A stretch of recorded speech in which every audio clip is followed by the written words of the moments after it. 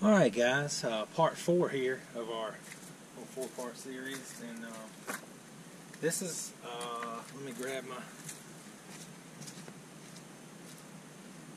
stuff here. This is going to be your trim and tilt fluid.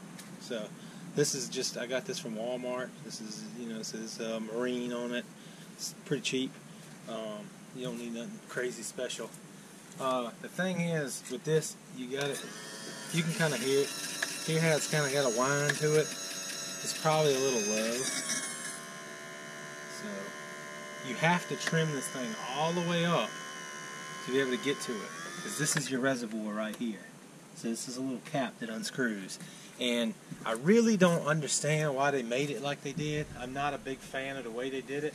And what I usually like to do, I try to tip this down as far as I can.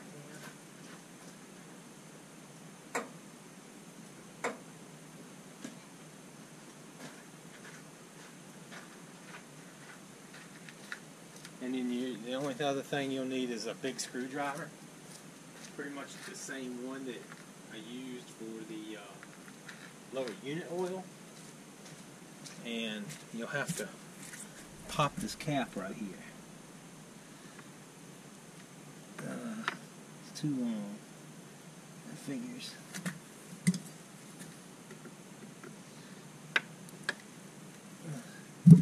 Well, if all else fails, you can use the channel locks and just grip it and turn it.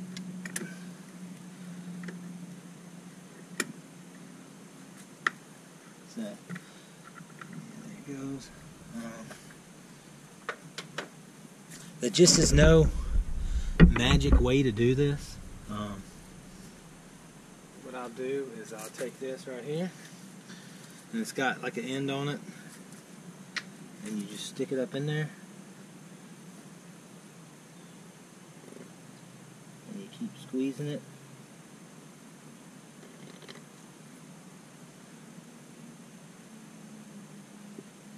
And like I said, it'll come leaking back out. And that's what I was saying. It's just kind of cheesy the way they make it. And then once you get it kind of filled, I see it running, I put the cap back on it. And then what I'll do is I'll trim it back down and back up.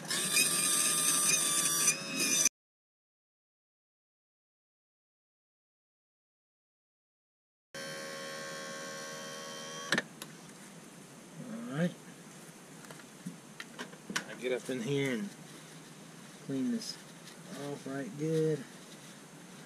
Make sure everything's good, and then I'll pop this back off and add that last little bit in there. It might not take any. Sling that cap back on there.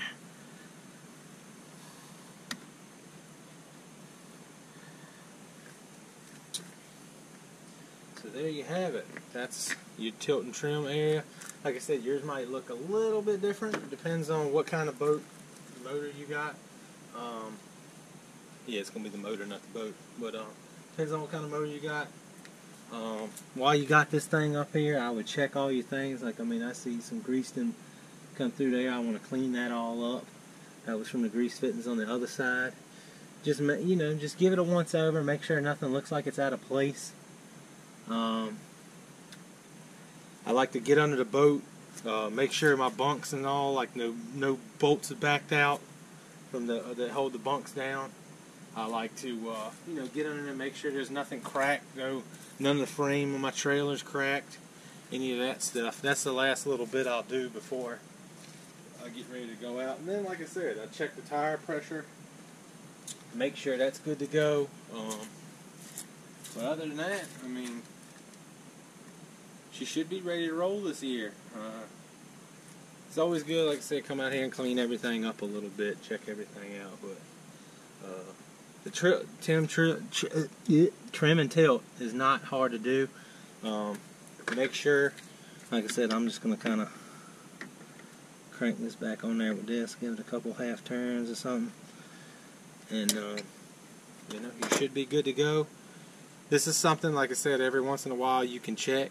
If it starts making a whining sound, you got a leak somewhere. That fluid looked a little ugly when it came out of there. Like it's a little gray, but it's kind of, you know, it's going to be a little bit aerated and stuff once you go up and down a few times. So it might be best to check it when you haven't been using it a lot. But yeah, if you get that whining and stuff, that'd be the first thing you check. And then, you know, seems like my pump's still fairly strong. Everything looks good. Hope this helps you out. And until next time, guys, stay wild.